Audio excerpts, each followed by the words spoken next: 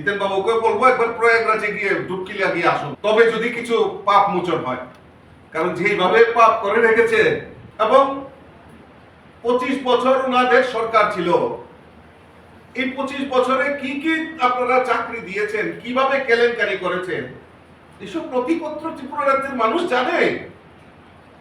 আপনারা যখন চর্চা করেন এই চাকরি নিয়ে, তখন আপনাদের একবারও মুখে যায় না?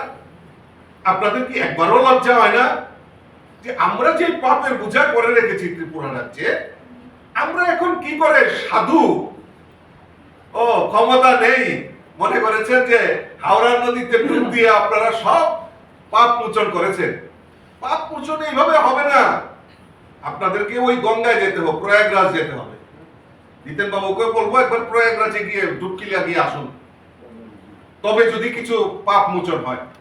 কারণ যেইভাবে পাপ করে রেখেছে, এটা আমি নয়, এটা আমাদের ইতিহাস রয়েছে।